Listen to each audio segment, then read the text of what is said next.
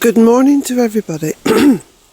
Now, if I go a wee bit hoarse during this, I'm sure you'll forgive me because my cold is still with me.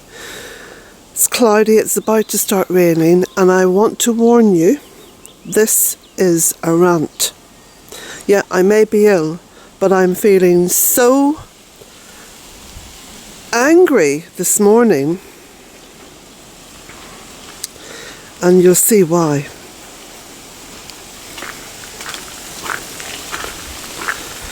This is what I call willful destruction. The willful destruction of trees. Now, you know that on the edge of my property I have some rather large ash trees that have been standing here for decades, okay? And for example, let me just put my glasses on because I want to make sure that what I tell you puts everything in the picture.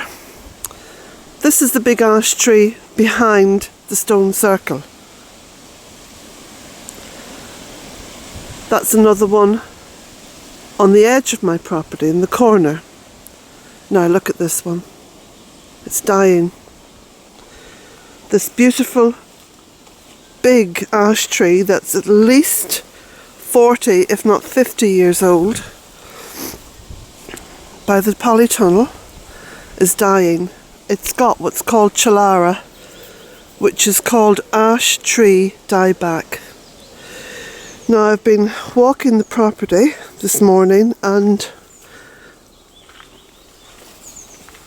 I thought I was going to be distressed by looking at this. But I'm not. I'm just out and out angry. I'm seething, actually. I'm seething. Look at the beautiful ash tree at the entrance to the fairy wood. Look at it. It's in the last throes. It's managed to put out a few leaves, but you can see from the amount of light here, it's usually very dark here during the summer because of the shade cast by the beautiful tree. You can see it's almost dead. There's about 10% life left in it. The victim of Chalara, ash tree dieback. Now this is what I'm angry about, because you see, this beautiful tree, I'm going to leave it for as long as I can. I'm not going to touch these trees. Just going to leave it and deal with it somewhere down the line. What's making me angry is that this is willful destruction. This is the willful destruction of Mother Earth. Now how on earth is that, Colette, I hear you ask? Isn't this just climate change? Isn't this all the things that we were told would happen with climate change? No, it's not. No, it's not. There's another tree here which has suffered a similar fate, and it's right down by the other side of the fairy wood, and I'm going to take you down there in a moment.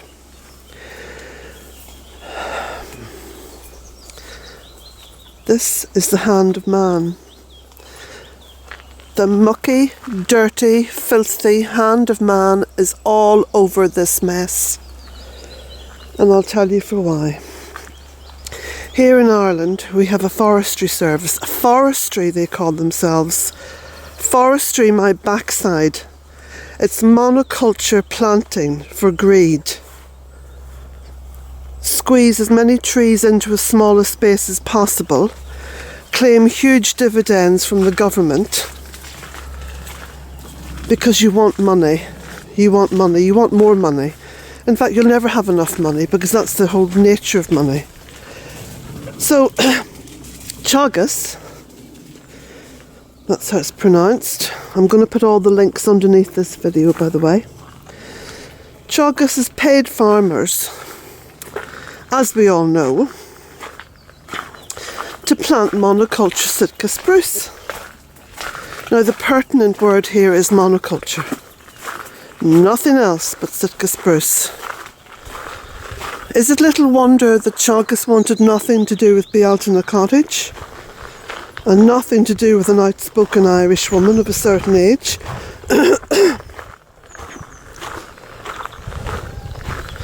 No, because I tell the truth. An old saying from where I came from up in Northern Ireland was tell the truth and shame the devil. Well, the devil is in the fact that my government, my Irish government, and conspiring with the EU, and this is what I've always said, and people have said, oh, forestry and all this got nothing to do with the EU. Oh yes it has, let me tell you how. So, after the outcry of the monoculture Sitka spruce, the EU tried to introduce a scheme where farmers would be encouraged to plant native trees. You see, you insert the word native into the whole story and people start to back off and say, oh, well, they're native trees, you know. So, nobody in Ireland at that point was growing nurseries full of native trees. And the EU, because it encompasses all of Europe, you know, let's all be European, suggested that these trees be imported from Poland and Denmark, where they were growing hundreds of thousands of ash trees in monoculture lines, all very regimented. You know where I'm going with this, don't you? In monoculture lines, squeezed together. Ireland imported them from Poland in the hundreds of thousands, and they imported them from Denmark. Now, those are the two countries, as far as I know, that were growing these trees. So, oh, it was okay because they were native trees, you say. Well, they're not native if they're grown out in Poland or they're grown in Denmark. But this is why I'm so against this whole thing about native trees. We have to think on a bigger picture. Look, there's another ash tree, dead. That's just a little one in the hedgerow. So the farmers in Teagasc and the insurance companies and the vulture funds planted, oh, this is okay, native trees imported from Poland, and they planted them in regimented lines, line upon line, all squashed in together. And then, now this was about, I think, around the year 2000, 2004, something like that. But anyway, I'm putting links underneath so you can tap in and read more about it. The trees that they planted, I think it was about 10 years down the line, started to show signs of disease. And this disease was named Chalara, or ash tree dieback. Quelle surprise. Imagine the surprise. But we don't understand how this happened. Why did this happen? We must find out how this disease happened. Well, you know, we all know intuitively in our guts, if you're going to plant the same species of tree over and over and over and over again in regimented lines, like some half-baked military procession, you're going to have disease. Go to any refugee camp where there's thousands of people squashed in together, and what's the problem? Disease. It's called monoculture. This isn't anything to do with climate or climate change, and don't let them sell you that. This is to do with greed.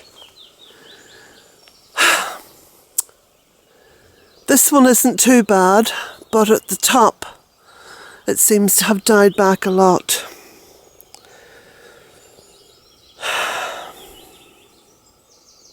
Now, I'm not sad by this because I have always expected this nonsense, you see.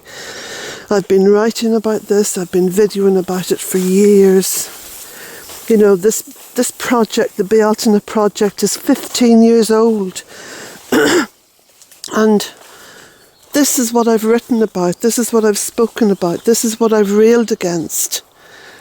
It's probably the most commonly used word through all my videos, through all my writings on the website, through Twitter, the platform, through the platform of Facebook.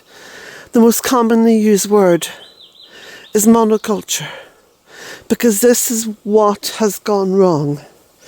And they will when I say they, I'm talking about governments and media and all the so-called experts, who are all blinkered, by the way, because they're not seeing the bigger picture. They're not walking through a place like Bealtaine every day. They're the ones who say, oh, this is just, this is what we have to expect now, with climate change. No, it's not. This is the hand of man. This is greed. This is monoculture. And everything that we're experiencing now, in terms of whatever extreme weather patterns that we're experiencing, every single problem, every single flood, every single drought, every single hurricane or typhoon, behind it is the hand of man. The hand of man, all the time. So here we have this little tree, look, struggled up. I allowed it to grow through the hedgerow, and of course that's on the outside of the property. See, most of the trees that have died have been on the outside of the property. That one there in the middle is a very tall one, so I think it's kind of caught the disease. It's probably wind-borne, Look at this one, which isn't on my property, but that's an ash tree that struggled on the monoculture field next door. Well, there you go, that one's been hit too. Now, all these trees are going to fall. They're all going to fall.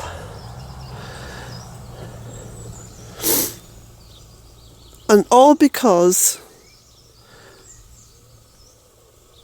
farmers and pension companies and vulture funds, sponsored by the government, aided by the government, paid by the government, planted monoculture trees. So trees were seen as a commodity, as a harvest, as something to make money out of. And in one of the interviews that I read, and it should come up below as well, the farmer actually said, well, I planted these because I wanted to make sure that my family had an income in years to come. In other words, that my family would have money in years to come. Well, I'll tell you this much. What I've done here at Bealtaine Cottage has got nothing to do with money for my family in years to come. It's to do with, and here I get emotional,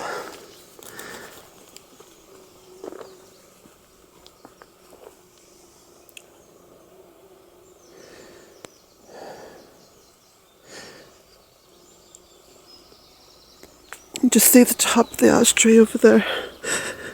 That's the one I've just visited in the wood.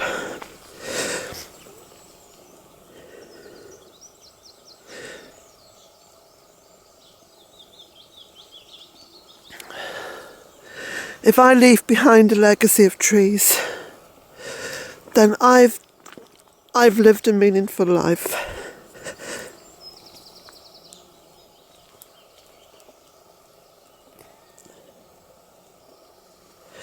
But, as I said, I'm not sad, I'm angry.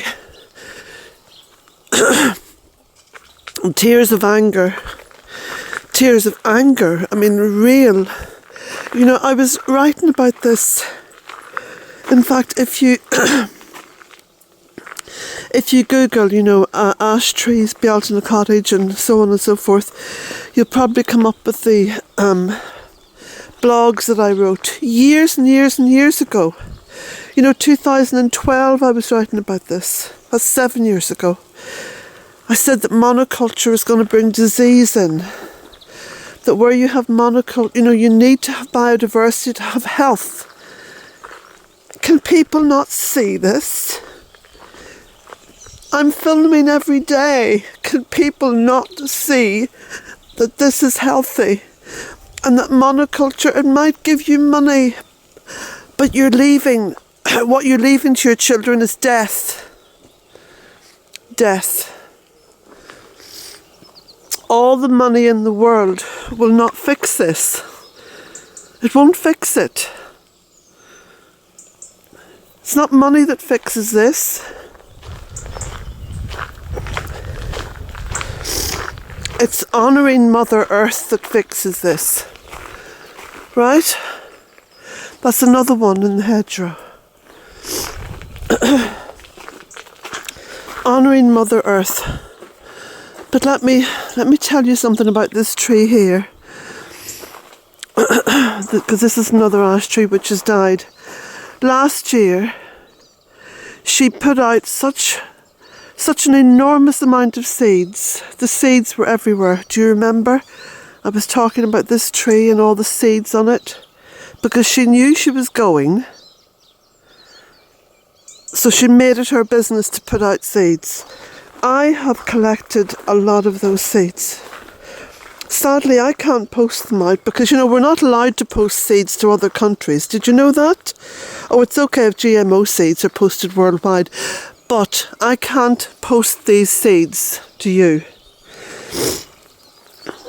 But what I have done, I've grown a lot of the little trees, and I've also allowed those little seedlings that have pushed out to grow. Look, here's one. Here's a little ash tree. Look, the mother tree might be dead, but these are her children. Look, there's another little one in there. Now I'm going to be teasing these up in the autumn and putting them into pots. I'm going to make sure that I have such a nursery of trees. Look at all these little ones here. Look. See, all healthy. Because the mother has probably already inoculated those trees. You see? Look, here's another little one. She's already inoculated them. Look. The chances are that these will be disease-free. You see? And of course, the ones that I have here on the veranda. So I turn my anger into something positive. I harvest that anger. I personally harvest my anger and make sure that I do something worthwhile with it. Because there is no point in protesting. I have watched protests. Extinction Rebellion. Oh, Extinction Rebellion. They're saying, oh, it's because of the climate. Look, we've got to do something. If anyone from Extinction Rebellion is watching this video, let me tell you, it is human greed that has done this. Human greed. And in the same way that Extinction Rebellion won't even talk about our dreadful treatment of animals in terms of the monoculture. I mean, the monoculture that's going on there is amazing. Do you know that, for example, in America, they introduced certain laws that stop the wholesale sort of torturous conditions of pig farming, where they have these intensive pig farms, and the poor creatures are replicated over, thousands upon thousands of pigs locked up and fed God knows what, and then, harvested for their meat. Because they introduced regulations there that talked about animal welfare, the big producer, Cargill is one of the biggest meat producers in the States, moved most of its production facilities to Mexico, where they didn't have the same regulations in place. And now there's this swine flu, amongst other diseases, because where you have monoculture, where you have this incessant monoculture. You know, pack them in, you make more money, pack more in, it doesn't matter what they, you know, they don't have feelings, just pack them in. You know, and the trees are treated the same way. Whereas the way that I see it is that every life form on this life form that is Mother Earth is a sentient being. Every life form. The trees know what we've done. The animals know what we've done. And we still haven't learned the meaning of the word enough.